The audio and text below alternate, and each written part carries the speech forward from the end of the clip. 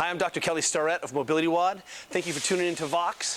What we want to do today is just give you a basic primer about how to take care of yourself at the desk with some very, very simple tools. First and foremost, we're going to use the ball or some kind of myofascial device. And what we're really talking about when we're talking about addressing your soft tissues, or sort of the interplay of the fascia, which is a connective tissue system of your body, and your musculature, is we're really looking how those tissues are sliding over one another. So specifically, we call these sliding surfaces. And what you can imagine is that if I sit down in my chair for long periods of time, then what's happening is that I'm putting a lot of pressure over a very small area. And if we take high pressure and high temperature and put those things together, that's how we make panini. And it's very easy to understand how high pressure and high temperature through all of these immaculate sliding surfaces, i.e. the skin, the hamstrings, the sciatic nerve, my glutes, that they become sort of tacked down and pressed together. I'm about 100 degrees, I'm a big guy, I have about 100 pounds in each leg, and pretty soon it's very easy to understand how those tissues aren't sliding over one another. So what we're going to do today is we'll start with the basics of some of this soft tissue mobilization, and our idea is this. One, if you put a ball or mobilize something and it's painful at all, if you back off and the pain goes away, then that's okay. What we like to say is that no tissue that you should be mobilizing, i.e. stretching in quotation marks, or putting a ball on or trying to address the sliding surfaces, should be painful to compression. So if I put this ball just right here in my hamstring and I just start to lay on it a little bit and it hurts at all, that's how I can tell that tissues aren't normal. Which is a very nice 1 or 0 bright line sort of rule about, hey, am I normal? And if I'm feeling pain to compression at all, then those tissues aren't injured, they're already under tension, and that tension is a signal that my body's not normal. So here's the deal. We have 2 rules. 1, no tissue should be painful to compression, and number 2, it shouldn't feel like beef jerky. So if we use those 2 operating symptoms, if I'm putting on, rolling on something or stretching something and it feels like a piece of beef jerky, then that's also not normal. How do we know if we're going too deep so I don't hurt myself? If I ever load up, if I put this in like a vulnerable part of my hip and I stop breathing, I catch myself holding my breath or resisting, oh, that's very painful, or making a bad face, that's a dead giveaway that you're working too deep. So as long as you can take a full breath in and a full breath out, we know that we're working at appropriate depth. Now, we're going to just give you a couple techniques. One of the things that happens is that we need to think about our body in terms of a systems approach. And one of the easiest ways to address that is to think, okay, the muscular system.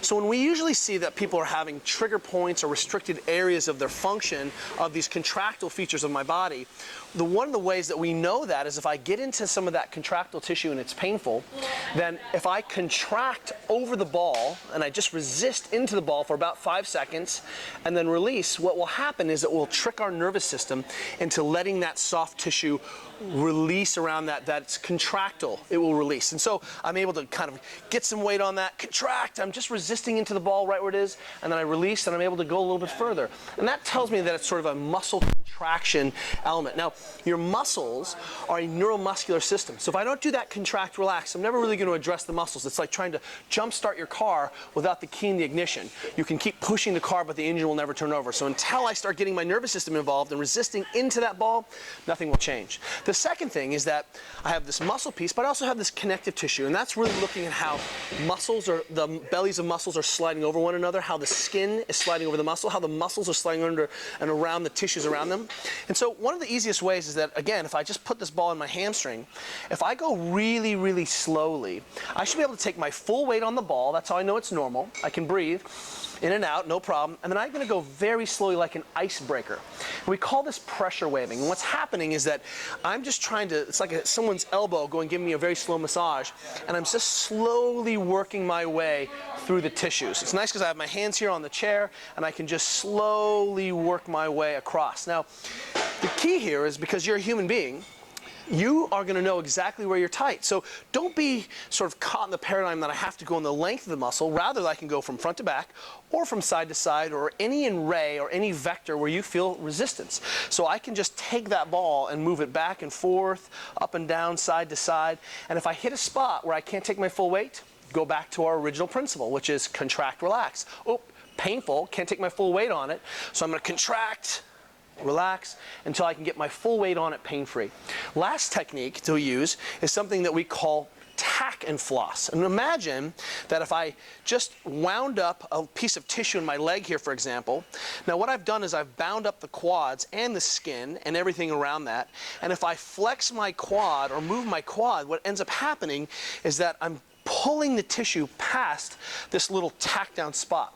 So imagine if I stapled myself and then tried to pull, I would obviously get some more resistance in that area. And this is a very effective way to release and restore some of the sliding surfaces of my body. So here in the hamstring, for example, in the back of my legs, if I load that up, can get my weight on, and then just move my leg through a full range of motion, then what ends up happening is that I end up moving that tissues in the way they're designed to be moved. It's an active movement. It's an active pattern that reflects the actual function and physiology of your body, and this is an easy way to get some work done. So you can imagine now that if I handle a lacrosse ball or any myofascial ball or a baseball or a tennis ball or a wiffle ball, it doesn't matter, and I put that on any part of my body that's sort of accessible to me while I'm at work and it's painful, that tells me I have a problem. I'm going to not make the error of going too fast. I'm going to go really slowly, making sure that at least I spend 2 minutes sort of per body part is sort of our baseline. We say it sort of takes 2 minutes to make change.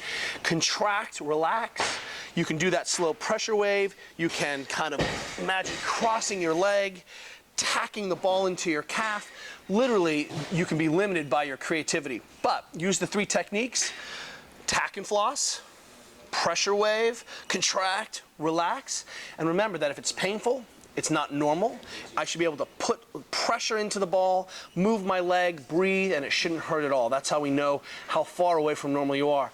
That's the baseline for any of the soft tissue work that we do while we're sitting at our desk. And this is the fast track to sort of pain down regulation. This is a fast track to improving your performance and not having you feel so stiff once you stand up at the end of the workday.